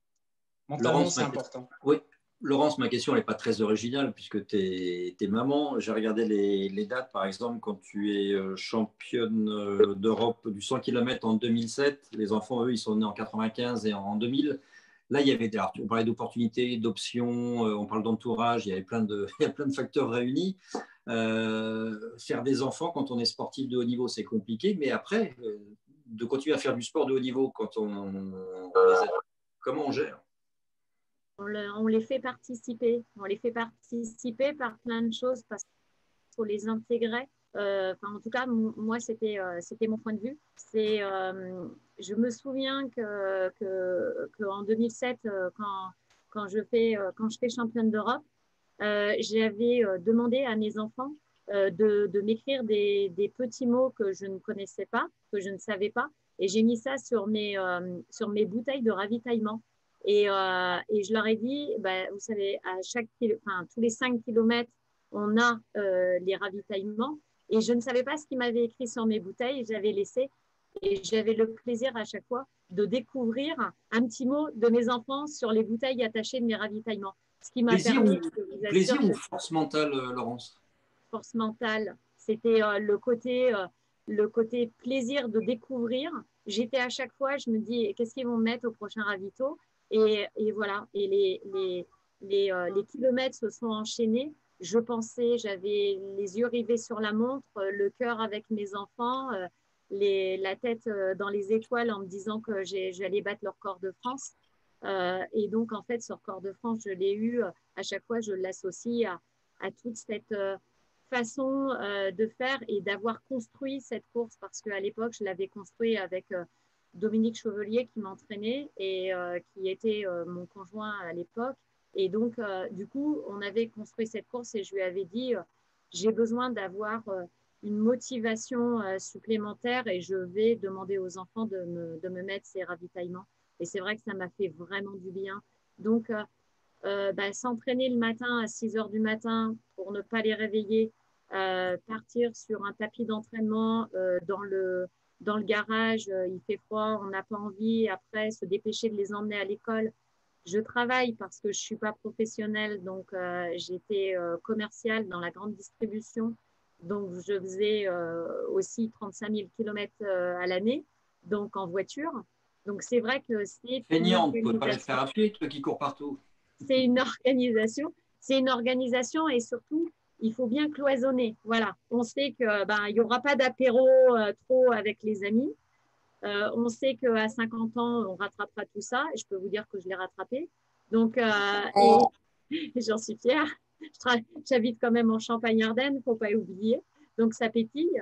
Et c'est vrai que on sait qu'on va faire des sortes de sacrifices, mais ce n'est pas vraiment des sacrifices parce que quand on Ça gagne… ramène la réflexion sur la douleur. Ce n'est pas vraiment de la douleur, la Voilà, il souffrance. faut tout relativiser dans la vie. Il y a des choses qui font qu'il faut mettre les curseurs un peu plus loin et se les poser. Bruno, moi, il y a un levier qui m'intéresse aussi ce soir, hein, quand j'entends tous nos champions, tous ces témoignages, c'est la confiance en soi, la conviction, la force mentale, on vient d'en parler. Ça se travaille, oui et non. Comment toi, tu l'as ressenti? Ce mental, c'est quand même un peu inné quelque part, non? Oui, je crois que. Alors, juste pour rebondir sur ce qu'a dit Laurence, moi je suis d'accord, il y a pas de sacrifice. Je n'aime pas quand un sportif dit je fais des sacrifices. On fait des choix de vie, on ne fait pas de sacrifice. C'est pas ça un sacrifice. Euh, alors, oui, toute cette partie mentale. Alors, maintenant, il y a plein de préparateurs mentaux. Nous, on est des sportifs qui n'avons pas forcément de préparateur mental, mais il y a déjà des prédispositions au départ. C'est-à-dire que ces gens-là, ces sportifs, ces gens qui réussissent, ont effectivement un mental qui est hors norme, mais ça se travaille tous les jours à l'entraînement. C'est Edgar Gros-Piron qui disait c'est facile de se lever le matin pour aller à la compète. Et je rebondis avec ce que dit Laurence, c'est facile de se lever le matin pour aller faire la compétition. Mais se lever tous les matins pour aller à l'entraînement, ça c'est autre chose. Donc moi on me disait toujours mais le 100 km, le 24 heures, tout est dans la tête. Mais non, tout n'est pas dans la tête. C'est d'abord une préparation. Avec cette nécessité, tu l'avais évoqué tout à l'heure, d'être prêt le jour J, pas faire l'erreur qui va coûter la victoire ou qui va coûter la course. Voilà, c'est ça. C'est tout mettre en œuvre pour que le jour J, on puisse jouer la partition sans fausse note. Et ça se travaille au quotidien, ça se développe au quotidien, ça s'entretient au quotidien. Il n'y a pas de formule magique. Marc, quel est ton sentiment sur l'aspect mental du sport de haut niveau, du sport de compétition? Ta vision d'ancien joueur, ta vision d'ancien sélectionneur, peut-être aussi ta vision de consultant, c'est peut-être aussi changer les choses, ça. Ouais, pardon, mais j'étais encore sur ce que disaient Laurence et Bruno aussi. Sur les apéros, tu étais encore? La planification de l'entraînement, la planification de la compétition et l'approche pas quasi scientifique, elle est scientifique aujourd'hui, tous ces moyens que l'on met en branle. Et j'aurais aimé vivre ça.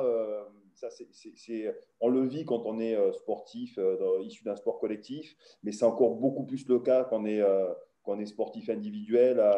La connaissance de son corps, de ses limites, à nouveau saisir les opportunités, comme le racontait Laurence, son cadre familial, quelque part, elle a fait un moteur aussi qui lui a permis de gagner la compétition. En parlant de ça, toi, c'était compliqué. Une coupe du monde de rugby, c'est entre 6 et 7 semaines, plus la préparation. C'est un éloignement, une coupure terrible. Et comme joueur, je me souviens, j'étais un compétiteur à 23 ans, mais j'ai fait n'importe quoi. J'ai fait n'importe quoi avec mon corps, par exemple. Je me pète les ligaments croisés. Je m'étais dit, non, moi, les médecins me disaient, c'est minima 6 mois. J'ai dit, non, moi, je veux revenir au bout de 4 mois pour jouer les phases finales. Ce n'était pas l'argent, il n'y en avait pas à l'époque. Et donc, je suis revenu au bout de 4 mois et demi, mais c'était du délire parce que du coup, mon genou, ça a été mon talon d'Achille toute ma carrière et je l'ai bousillé. Et en vieillissant, on se connaît, on connaît son corps, on choisit son cadre. Des gens comme, parmi les plus médiatiques, Martin Fourcade, Teddy Riner, Raphaël Nadal, c'est des gens qui font preuve d'une intelligence dans le choix de leur entourage, la planification de l'entraînement. Ils se connaissent parfaitement, ils connaissent leur corps. Oui, il y a une vraie sagesse qui se dégage. Et oui, voilà. Puis, alors, ils ont moins peut-être les qualités qu'ils avaient à 25 ans, mais bon, c'est comme on dit, c'est si jeunesse savait et si vieillesse pouvait.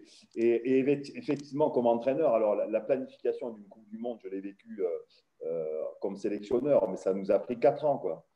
Toute cette approche, les soins, la méticulosité que l'on a pris dans tout, l'approche physique, physiologique, la préparation physique au centre du dispositif, mon staff de 20 personnes, tous ces experts qu'on a consultés pour tout, la moindre…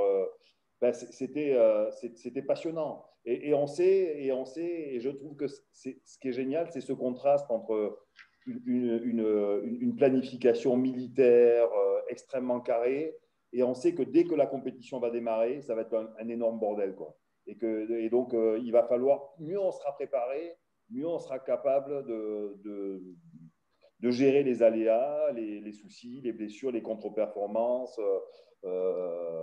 Mais ça, c'est passionnant. Ça, c'est passionnant. Et j'aurais aimé. Bon, j'en ai vécu une Coupe du Monde. Et j'ai arrêté assez tôt ma carrière d'entraîneur parce qu'elle a été assez brève. Hein. Je vous dis, elle a démarré. Ça a été une sorte de fulgurance. Et bon, il y a des choses que je ne regrette pas, mais il y a des choses que j'aurais aimé revivre quand même avec un peu plus d'expérience, et notamment cette approche-là. Mais puis, il y a peut-être des sélections qui vont faire appel à toi s'ils sont au courant de ce webinaire. Hein. Le souci du détail. Pascal, j'ai une petite question concernant les 100 km. On a tout de suite, toujours en tête que les coureurs de fond comme ça regardent toujours leur montre, la fréquence, etc. Est-ce que tu as le temps de penser à autre chose sur un 100 km? Non, mais il faut surtout bien écouter ses sensations et puis de bien respecter, de partir sur les bases vraiment de ce qu'on vaut, de ne pas partir sur régime, ça c'est très important. Parce que ça correspond quand même, on va rappeler, ça correspond à un vol transatlantique. Un pilote d'avion, il met sur pilote automatique et puis il laisse faire la machine. Toi, une fois que la machine est en route, il faut la contrôler tout le temps. Ouais, c'est ça. Et puis il faut essayer de partir sur le rythme qu'on s'est dit dès le départ. Donc, par exemple, quand j'ai fait champion du monde et que je bats le record de France, j'ai fait pratiquement du premier kilomètre jusqu'au 90, j'ai fait pratiquement tous les mêmes temps, tout le temps le même chrono. Bon, j'ai fait bien un petit peu les 10 derniers kilomètres. Mais en fin de compte, de partir sur mon bon rythme, ça m'a permis de rester bien tout le long et puis d'avoir le titre de champion du monde. Et avec des entraîneurs sur le côté qui servent de relais quand même? Oui. On en avait quand même les entraîneurs de l'équipe de France. On était quand même bien soutenus. Bon, il y a les temps de passage. En plus, là, sur le 100 km où j'ai fait le champion du monde, on pouvait avoir les temps de passage tous les kilomètres. Donc ça, c'était important. Mais je voulais aussi parler comme Marc. Ce qui est important aussi, justement, c'est la planification. Savoir s'entraîner dur, mais surtout savoir bien relâcher au bon moment pour réaliser son objectif. Pas faire la semaine de plus d'entraînement dur, savoir bien, donc les 15 derniers jours, savoir bien relâcher, bien écouter son corps et puis voilà, arriver à la compétition avec du jus et avoir vraiment son top niveau. Marc, pour un sport collectif, c'est de ne pas jouer le match avant dans sa tête. Par exemple, on va prendre l'exemple le plus basique. Quand on est joueur de rugby ou sélectionneur de l'équipe de France de rugby et qu'on va jouer par exemple les Blacks, c'est dur de ne pas jouer le match avant. Non, c'est pas dur. Oui, le risque, ça peut être quand on a un groupe qui est assez peu expérimenté. On ne joue pas des finales tous les jours en même temps, donc c'est dur non, mais je d'avoir… parlais même sur un test match. Jouer les Blacks, ce n'est pas un match comme un autre, ne serait-ce que le Haka. Ouais, c'est vrai. Là aussi, ça s'apprend, hein, c'est l'expérience aussi. Il y a eu, au cours d'une carrière, forcément, des contre-performances. On s'est dit, j'ai failli à tel ou tel endroit, à tel moment de ma préparation, j'ai failli dans la semaine qui a précédé la compétition, j'ai failli dans les dernières minutes même, d'une manière ou d'une autre, pas de manière, mais en tout cas suffisamment. On sait bien que le propre niveau, du haut niveau, ce sont des détails, et des détails qui altèrent justement la performance individuelle, collective. Entraîneur, c'est pareil, quoi. On finit une journée, on se dit là, j'étais moins bon. Certaines fois, on a le sentiment que la semaine a été idyllique, qu'on a placé les joueurs dans les meilleures conditions, et puis on prend un arbre dans la gueule, parce que autant il faut faire preuve d'humilité quand on est joueur, mais je peux vous dire que le propre du management, c'est quand même l'humilité. Les certitudes, elles sont vite balayées. Et après, il y a, oui, cette préparation, il y a aussi beaucoup de joueurs, j'en ai connu un certain nombre, hein, des joueurs qui étaient les meilleurs du monde à l'entraînement et qui perdaient beaucoup de leurs moyens en compétition. Et au bout d'un moment, ils ne font pas carrière, ces gens-là. Et d'autres qui étaient peut-être des joueurs moyens et qui, le jour des grands matchs, étaient toujours parmi les meilleurs. Là, il y a quand même une grande place au mental. On n'en a pas trop parlé, hein, l'entraînement du mental, la dimension psychologique, ces préparateurs. C'est une science assez complexe aussi. On en est, de toute façon, le cerveau et ces stimuli-là, c'est très complexe. Dans une dimension collective, ça l'est encore plus, parce que il peut y avoir des gourous qui prennent beaucoup de place. Quand on est entraîneur, on est tous un peu préparateur mental à notre manière. Il faut faut savoir s'appuyer sur des compétences. Oui, plus les causeries d'avant-match qui font fantasmer beaucoup de monde. Quel est le pourcentage de la préparation physique, de la psychologie, de la dimension tactique, de la dimension stratégique. Il y a tellement, il n'y a pas de pourcentage à voir, quoi. Donc, mais ce qui est bien, Marc, c'est que tu as fait une belle amorce et ça donnera une idée d'un webinaire prochain pour Laurent et toutes ses équipes autour du sport universitaire sur le mental, la force mentale qu'il faut avoir pour réussir, que ce soit champion, pour réussir ses études, pour réussir un examen, pour réussir sa vie aussi, tout simplement. Alors, je vois qu'il y a pas mal de personnes qui vont commencer à nous quitter parce qu'on est au bout de ce qu'on avait prévu. Est-ce que tu veux balayer rapidement quelques questions, peut-être, Laurent, avant de conclure, ou on fait une petite conclusion avec chacun? Non, mais on va faire comme on avait dit à ce moment-là. On va balayer toutes les questions puisqu'il y en a beaucoup. Bien, écoutez, je repars de... Alors, je demanderai à nos intervenants, à nos 4 intervenants, il n'y a pas de S, de répondre brièvement si possible. Oui, très bien. Alors la première question s'adresse à Marc concernant notamment sa carrière de sélectionneur. Comment gère-t-on une forte personnalité comme Monsieur Imanol Arinordoki, par exemple, le Basque? J'ai envie de dire à la fois comme les autres et évidemment que chaque individu est différent en fonction de la perception que l'on a de lui, de ses affinités ou pas. Mais Imanol n'était pas le plus compliqué de mes joueurs. C'était un immense compétiteur. Tu es obligé de nous dire qui était le plus compliqué alors. Après, chaque situation, j'ai fait des choix. Je parlais des choix compliqués. J'ai à un moment sacrifié pour ceux qui ont suivi. Alors, pour rentrer dans les détails, un petit peu François Trinduc qui m'en a beaucoup voulu et qui m'en veut peut-être encore aujourd'hui. J'ai parlé avec de nombreux joueurs de cette période-là. C'était très intéressant ces dernières années avec François Jamet. Moi, j'ai le sentiment de toujours avoir été à son service, de l'avoir aidé. Mais en tout cas, lui m'en a voulu. Imanol m'en a voulu aussi parce qu'il y a un moment, je l'avais mis remplaçant, même s'il a joué les phases finales. Et on espère tous, hein, quand on entraîne, à avoir au minima le respect, au maxima l'affection et la reconnaissance. On n'entraîne pas pour ça quand même. Et des satisfactions, il y en a eu tellement pour ma part en tout cas que voilà. Mais le respect, c'est quand même une valeur fondamentale d'une manière générale, je crois, en sport plus particulièrement peut-être. D'accord. Laurent, question suivante. Oui, alors simplement pour compléter le propos de Marc, pour tous les aficionados de rugby qui sont avec nous ce soir, je conseille une vidéo que Marc m'a lui-même conseillée, qui s'intitule Autopsie d'une finale, pour aider à comprendre un peu ce qui s'est passé lors de la finale 2011, qui a été assez controversée. J'enchaîne donc. Sur l'arbitrage, notamment. Notamment. Bonjour, Monsieur Joubert. Donc, une question qui s'adresse à Pascal. Comment avez-vous commencé? Quelle a été selon vous l'influence de vos parents et du milieu social? Quid du rôle de l'école? Tu sais faire ça en 30 secondes, Pascal?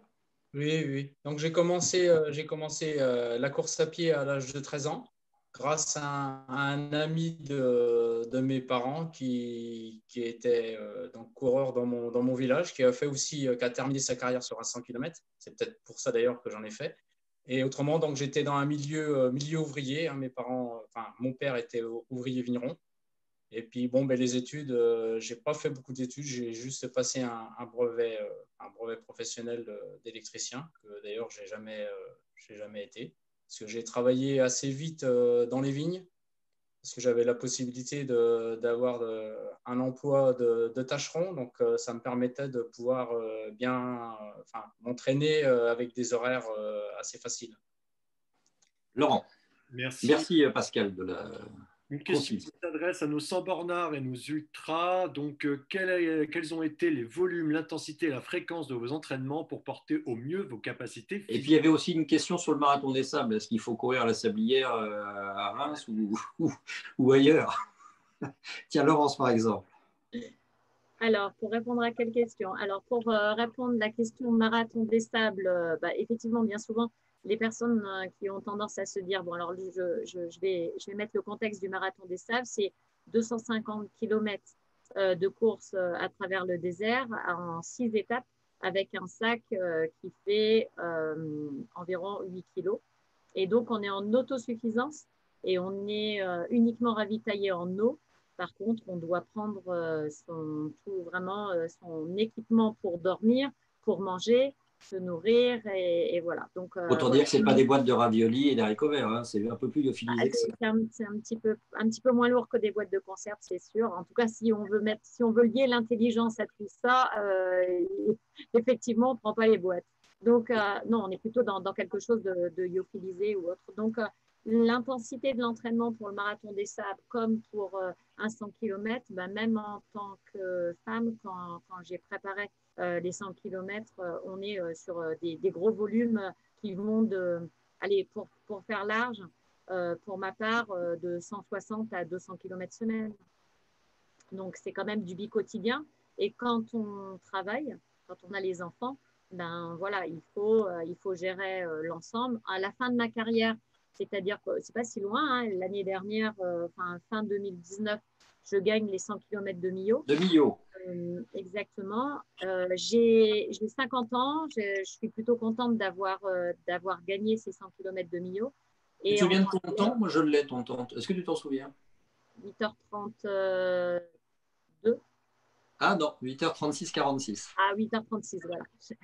Donc, 8h30, comme quoi c'était la fin de carrière, où je me souviens moi. Et 8h30. Et là où je me fais plaisir, c'est que, effectivement, je suis chef d'entreprise maintenant. Et il faut gérer une dizaine de salariés et c'est tout autre chose. C'est encore une autre gestion entre un travail, de l'entraînement et une fin de carrière. Et puisque tu as arrêté ta carrière, tu es capable de faire un footing pour le plaisir ou tu es totalement arrêté? Les cyclistes, par exemple, ils font plus de vélo du tout après leur carrière. Ouais. Là, je m'occupe de l'équipe de France de 100 km. Donc, j'ai tendance à rester un petit peu dans le match avec la Fédération française d'athlétisme. Mais il y a l'année dernière, pour me faire plaisir pour mes 51 ans, je suis allée faire l'ascension du Kilimandjaro. Et j'ai pris énormément de plaisir. Et là, je rejoins Marc de basculer de la course à pied à la rando, de me mettre quand même un objectif à 6000 mètres cette fois en altitude.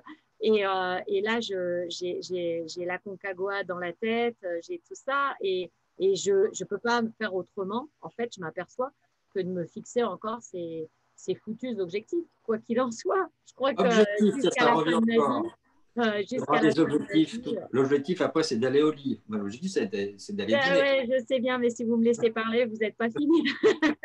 Une ou deux questions encore, Laurent? Oui, on en a encore plein, mais pour les gens qui veulent rester avec nous, il n'y a pas de souci. En tout cas, nos sportifs inspirent. Justement, par rapport à la période actuelle, on a une question qui s'adresse à la fois donc, aux coureurs et également aux rugbyman. Cette période amène à perdre un petit peu cette passion. D'un côté, les stades vides, de l'autre côté, des reports de compétition, des athlètes présents, non présents, une grosse incertitude. Comment la gérer et qu'en pensent nos athlètes? Bruno, par exemple, tiens. Oui, alors moi, j'ai la double casquette puisque je suis à la fois athlète, mais aussi entraîneur. Et je crois que cette période, elle est vraiment très intéressante parce que la compétition est peut-être le seul et unique objectif de beaucoup de gens. Et je crois qu'on fait fausse route. On oublie que quand on fait du sport, on commence à faire du sport par passion. Je reviens là-dessus, j'insiste vraiment. Et donc, la passion, c'est pour moi d'aller rouler, d'aller courir. S'il n'y a pas de compétition, ce n'est pas très grave. Donc, il faut garder cette motivation. Il ne faut pas oublier l'enfant qu'on était et qui avait… moi aussi, je faisais la course avec les vélos quand j'étais petit, comme Laurence. Il ne faut pas oublier l'enfant qu'on était et qui a toujours aimé pratiquer, comme Marc, qui a aimé jouer. Et donc, s'il n'y a pas de compétition, on peut continuer à pratiquer. Ce n'est pas l'essence même, la compétition. Ce n'est pas le seul but. Et il y a un mot aussi qui me fait toujours un peu râler. On me disait souvent, moi, oui, mais moi, ce n'est pas pareil. Moi, je cours par plaisir, mais pourquoi croyez-vous qu'on fasse du sport? Donc, le plaisir, il est toujours présent. Sauf qu'on a tous une définition différente du plaisir. Et bien, si le plaisir, c'est plus d'être champion du monde, que le plaisir, ça reste de s'entraîner, d'aller courir. Ce n'est pas parce qu'on est en période de pandémie qu'il faut arrêter de pratiquer. Bien au contraire, puisqu'on se rend compte que l'activité physique, c'est une des barrières les plus naturelles et les plus saines contre les virus. Donc, continuons de pratiquer. Il ne faut surtout pas lâcher maintenant. Marc, quand on est consultant des stades vides, c'est pas fun. Et en plus, toi, tu as la casquette restaurateur, si je ne m'abuse, à Biarritz, Spa également. Période compliquée. Oui, bien sûr. Mais moi, je considère que je suis un privilégié de la vie, donc j'ai encore de la chance de travailler. Certes, le restaurant est fermé, mais on est fermé l'hiver, donc bon, la saison n'a pas été très bonne, mais je peux travailler avec Canal+. Les conditions ne sont pas exceptionnelles parce que c'est vrai que des stades vides, c'est pas très gai. Alors, je rejoins Bruno, évidemment, par rapport à la nécessité de pas qu'il y ait du sport. Quand c'est possible, je pense aux gamins qui jouent au rugby, au foot, à tous les sports collectifs, ils sont empêchés de ça en ce moment quand même. Donc, on est quand même très, très empêchés pour le sport comme pour beaucoup de choses. Et bon, Marc, sur l'adrénaline et le dépassement de soi des rugbymen en ce moment, tu as l'impression que le fait qu'il n'y ait pas de public, ça joue quand même? On est en retrait par rapport à ce qu'on voyait d'ordinaire? J'imagine qu'ils oublient, ils oublient le public au bout d'un moment. Et voilà, après, ce sont des jeunes. Hein, la capacité de l'homme à se dépasser et à dépasser les échecs et des contextes qui sont nauséabonds comme celui qu'on vit. Et il y a beaucoup d'inquiétudes. Hein. Moi, je m'intéresse aussi beaucoup à la défense de l'environnement et je me dis que ce qu'on est en train de vivre, voilà, donc je ne vais pas noircir le tableau, mais c'est peut-être le très mauvais début d'un mauvais film de science-fiction qui n'est plus de la fiction. Et donc, je m'inquiète pour mes enfants, je m'inquiète pour les jeunes d'une manière générale.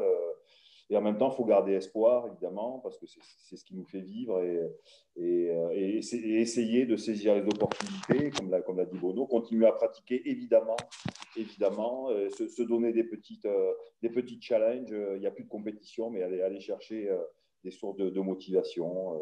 Voilà, en tout cas, il faut se battre, puis il faut aussi penser aux autres et essayer, parce que là, voilà, le truc, c'est ce contexte difficile provoque un petit peu d'individualisme, hélas, et que c'est les plus démunis qui chargent, comme souvent. Laurent, je te propose de trouver peut-être la dernière question quand même. Alors, oh là, il faudrait que je choisisse. Écoute, non, je vais rester sur ce que j'ai là. Donc, il y avait deux questions, si tu me l'accordes. Je l'accorde. Et ça, c'est intéressant. Est-ce qu'il faut nécessairement faut-il avoir été athlète de haut niveau et champion du monde pour amener un groupe d'athlètes? Ça, on en a parlé déjà. Tu n'as pas suivi, toi. On a déjà parlé de ça. Je poursuis ma question, parce qu'il y a une deuxième question dans la question. Et faut-il avoir connu l'échec au préalable pour pouvoir être... Je voulais en parler tout à l'heure. Effectivement, vous êtes plus nourris tous les quatre dans la défaite, dans l'échec ou dans la victoire. On commence par Bruno. Alors, on apprend en pédagogie que l'échec est formateur et que l'échec permet d'apprendre. C'est une phrase de Michael Jordan on lui disait, mais vous avez tout gagné, mais il disait, si vous saviez le nombre de shoots que j'ai loupé avant d'en réussir. Donc, l'échec fait partie de l'apprentissage. Nous tous qui avons réussi avons beaucoup échoué. Donc, échouer, ça fait partie de l'apprentissage, ça fait partie du sport de haut niveau. Donc, on vit avec. Ce qui est important, c'est pas d'échouer. Ce qui est important, c'est ce qu'on dit, c'est pas grave de tomber. Ce qui est grave, c'est de ne pas se relever. Donc, échouer, ne pas réussir, ça fait partie de notre vie de sportif, d'entraîneur, de notre vie au quotidien. Et il faut savoir juste utiliser l'échec pour rebondir et apprendre. Laurent, ça me fait penser, puisqu'on a un biarrot d'adoption maintenant, il y a un parcours qui s'appelle Le Phare à Biarritz, et je crois que c'est Sandy Lyle qui a dû faire 12 sur un par 3 qui est au fond du parcours. Il y a un journaliste qui est venu le voir, alors que c'est quelqu'un qui était sur le circuit international, européen et tout ça. Il lui a demandé, mais comment vous avez fait pour faire 12 sur ce par 3? Il a répondu, j'ai rentré le putt pour ne pas faire 13. Donc, vous voyez qu'il faut, il faut savoir effectivement rebondir. Laurence, pardon, à toi. Oui, simplement, la dernière question, en fait, j'aimerais accorder 30 secondes à chacun de nos invités avant de céder pour une dernière fois la parole à Bruno pour refaire une synthèse de ce qui a été dit. Selon vous, chers invités, quelle est votre recette, votre point clé pour que tous ceux qui nous suivent aujourd'hui puissent devenir champions du monde d'eux-mêmes? Alors, soyez forts. On va commencer par Pascal.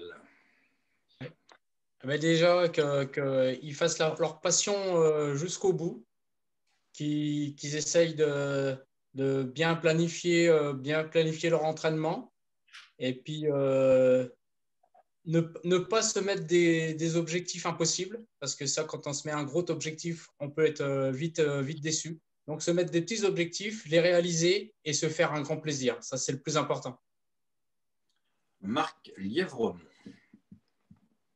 Pardon, mais j'ai pas de recette miracle en 30 secondes et j'ai du mal à trouver à faire court, à faire un condensé. J'ai trouvé que les questions, je remercie vraiment les internautes parce que je pense qu'il y avait matière à y répondre en pianotant. Moi, j'en suis incapable. Mais il y avait beaucoup de questions extrêmement pertinentes. Non, écoutez, je reviens sur les notions fondamentales qui ont été abordées au tout début, de plaisir, de passion, d'enthousiasme. De confiance aussi. Et de confiance, mais bon, après, l'un amène l'autre, évidemment. Laurence. Principalement la confiance en soi. La confiance en soi et la confiance à son... Ah,